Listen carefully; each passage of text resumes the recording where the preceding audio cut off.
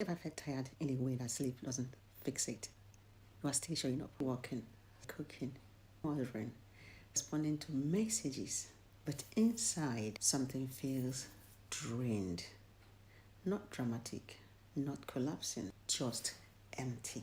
If that sounds familiar, stay with me because we're going to talk about something very, very important. Burnout doesn't arrive loudly, it comes very quietly and gently.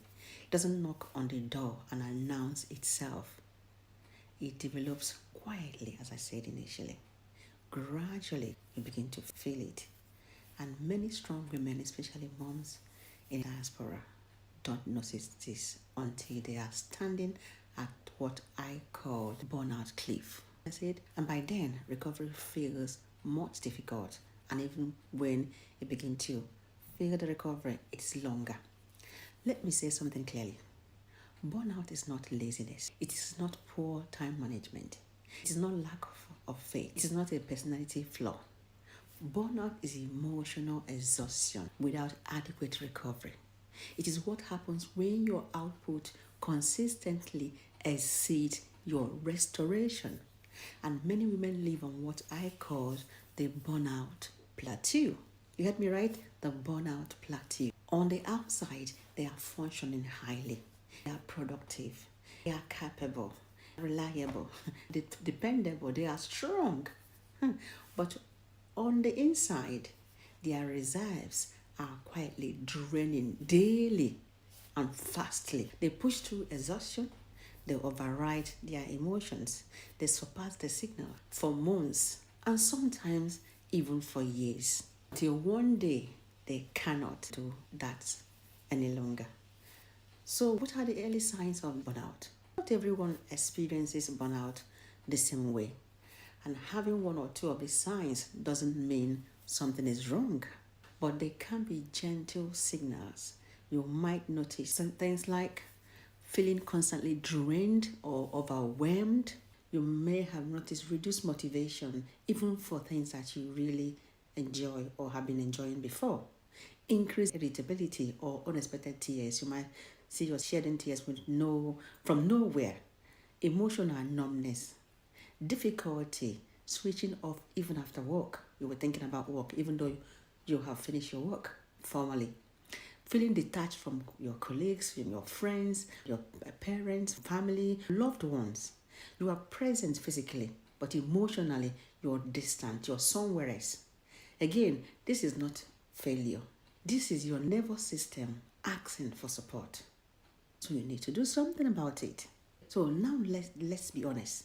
So women in diaspora are often at higher risk, without a doubt, because you are managing multiple worlds. Things like cultural expectations, professional standards, motherhood without extended family nearby or friends to help you because everybody's busy. Financial pressure, both within where you're living and also back home. Responsibilities, like I said before, for family back home. The pressure to make it is there as well.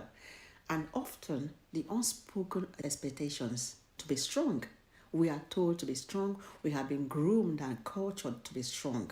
So you are operating without a village. You're just trying to be village anyway, but you're operating without the village. And that is heavy for you as one person. So many women says things like, for example, I should be grateful. Other people have it worse. I just need to push through. It's just for a season. But here is the truth. Gratitude does not cancel exhaustion. Yes, you can be grateful, but it doesn't cancel being exhausted. Remember, our strength does not eliminate limits. And pushing through is not the same as being well. So you cannot continuously pour out without pouring back in. And looking after yourself is not separate from your daily chores or work or whatever activities you involve yourself in. It is part of it. So if you are a mother or a nursing mother, your well-being shapes the emotional climate of your home. If you're happy, everybody will be happy. If you're sad or irritable, it will definitely show. If you are a professional, your well-being shape the quality of your service, the quality of your productivity as well. So you matter in the equation. So what can we do before the cliff? So because prevention is always easier than recovery, let me give you some practical, realistic tools that you can use.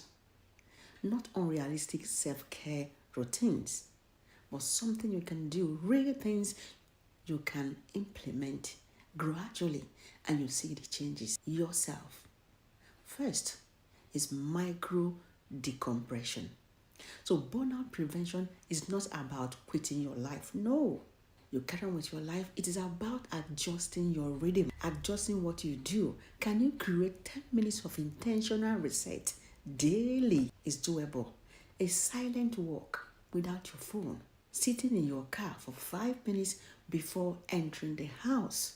Gentle stretching before bed.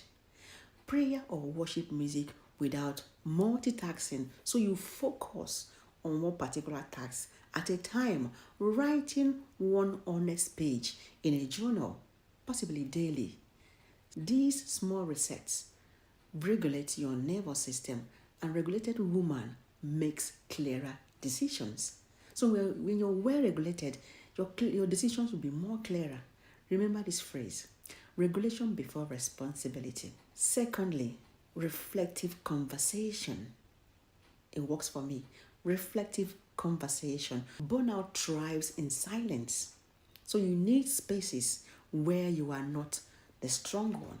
A trusted friend, a trusted family member, a mentor, a model, your role model, a support group, or anybody, a confidant. Maybe professional supervision if you're working. Confidential counseling can be another one. Speaking out early prevent breaking later or breaking down later on. Reaching out is not weakness, it's actually wisdom, it's strength. Schedule energy, not just tasks. So most women plan productivity, few plan restoration. Ask yourself weekly, what drains me or what drains me? What restored me? And be honest with yourself. Is there one joy activity or joyful activity you can protect weekly? Not for achievement, not for income, just because it nourishes you. We protect what we value, remember. Do you value your own well-being enough to schedule it? That's a question. Fourth, reconnect with meaning. Burnout disconnects us from our purpose. Sometimes exhaustion makes us forget why we even started. So ask yourself this question: why did I choose this path? What season am I in right now? Is this a building season or a pruning season? Not every season requires the same output. And giving yourself permission to adjust does not mean you are failing. It means you are wise. It means you value yourself. Let me say something gently but clearly. You cannot outbreak chronic exhaustion. You cannot outbreak it. You cannot outwork depletion or depletion. And you cannot serve well from resentment. So if you keep overriding your body and emotions, they will eventually override you. That's for sure. Burnout is not a sudden collapse. It's a long period of ignored signals. And the earlier you respond, the softer the landing. If you recognize yourself in this conversation, pause, take a deep breath. There is nothing wrong with you.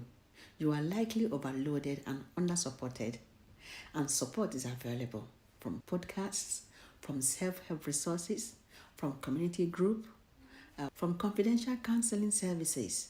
You do not have to wait until you are in crisis before you seek for help.